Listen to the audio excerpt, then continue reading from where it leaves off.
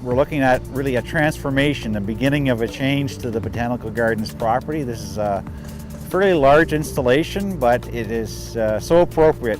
With the plaza located right across from the Niagara River, you can actually see the gorge.